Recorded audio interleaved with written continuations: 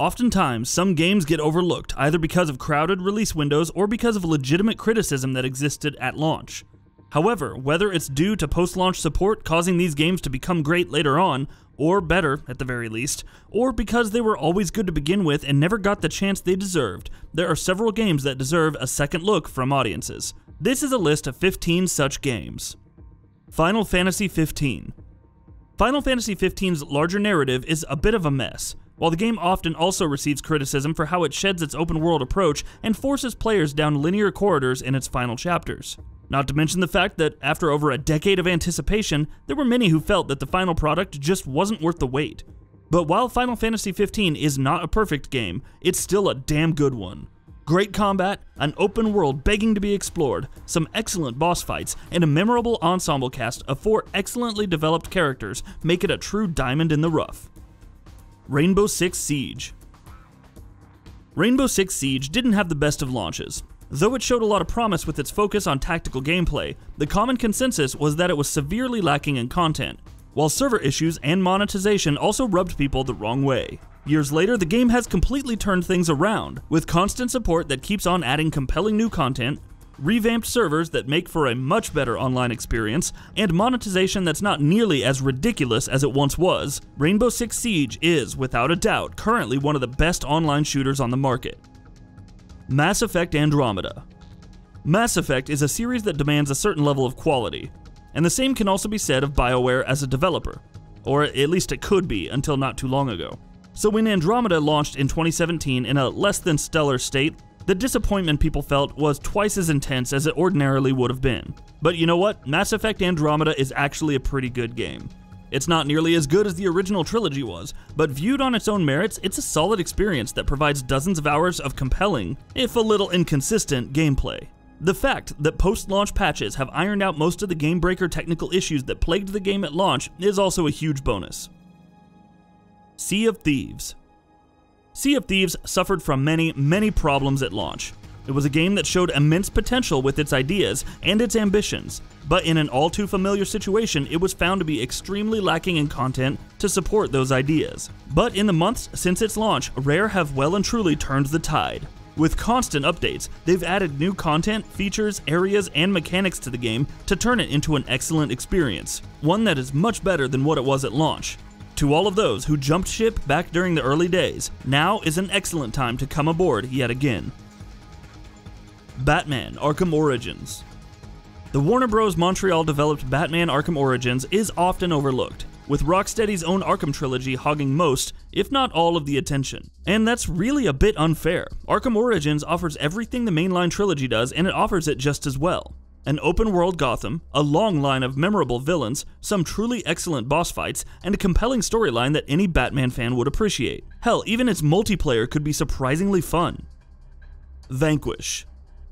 Platinum Games have developed a buttload of classics over the years, but the one that gets overlooked most often is their third-person shooter, Vanquish. What sets this gem apart is that in spite of releasing in an era when the industry was dominated by Gears of War clones with sticky cover shooting mechanics, Vanquish instead put the focus on hypermobility and extreme style. Power sliding through its chaotic levels and mowing down enemies in the most stylish way possible reeked of the trademark Platinum flair, and it's really a shame that the game didn't get all the praise and attention that it deserved.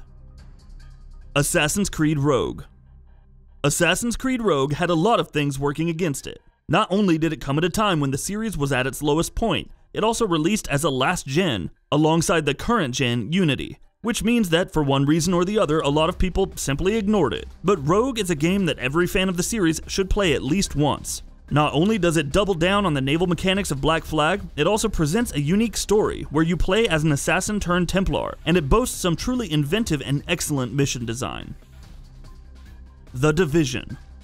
As is the case with so many games that try a live service method of content delivery, Ubisoft's first foray into the looter-shooter genre, The Division, disappointed quite a few people at launch. But with some excellent post-launch support, the developers at Ubisoft Massive managed to turn it into a game that more or less delivered on its initial promise, with constant content updates, as well as fixes and changes to some of the game's most notable flaws. Homefront: The Revolution. Homefront: The Revolution was criticized for its bevy of technical issues and a disappointing story at launch. And sure, many of those criticisms are valid more or less, But is it a game that deserves as much criticism as it got? Hardly. Though it's not going to knock your socks off, if you are looking for a solid campaign with good level design and tense combat, Homefront: The Revolution is more than capable of providing that. Destiny 2. After Bungie delivered the excellent The Taken King, there were many who believed that Destiny would only go from strength to strength and that Destiny 2 would be as much of an improvement over the expansion as it was over the first base game. At launch, that turned out to be, well, not the case.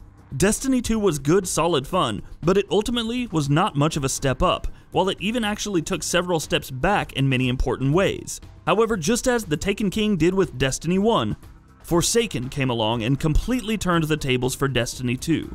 Delivering upon the promise of a vastly improved experience that the base game itself could not deliver on. With Activision no longer throttling Bungie's creative vision, we can only hope that Destiny 3 won't need to be in the same position, and that excellent work that the developers did with Forsaken, to put it mildly, instills a great deal of confidence. Mafia 3.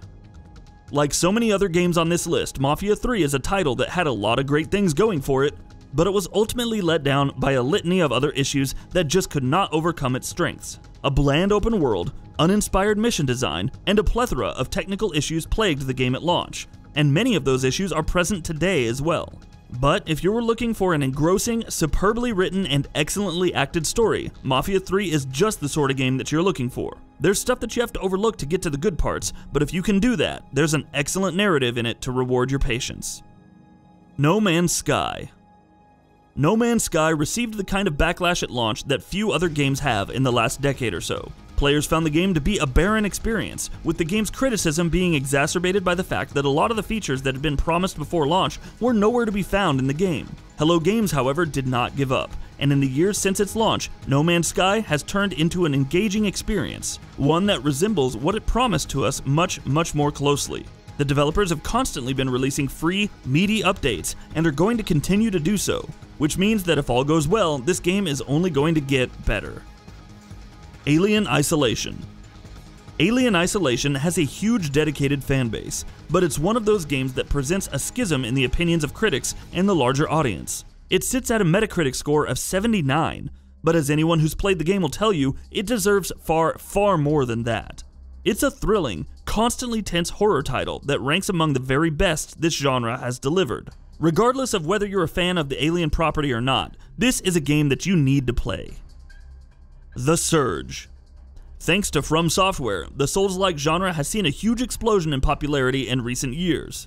And one of the most compelling, sadly underappreciated games in that genre that is not made by From is Deck 13's The Surge. It's got excellent combat, grueling difficulty, and a great aesthetic. And though it's not the most amazing game you'll ever play, if you're a fan of the genre, you owe it to yourself to play The Surge. Syndicate.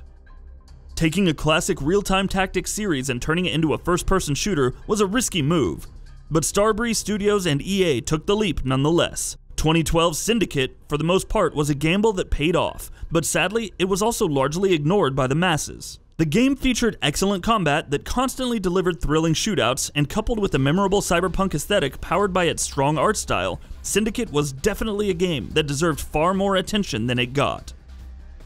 And that wraps it up. If you like what we're doing, please consider subscribing to our channel. We upload new videos daily. Also, don't forget to switch on the bell notification icon, that way you don't miss out on any of our videos.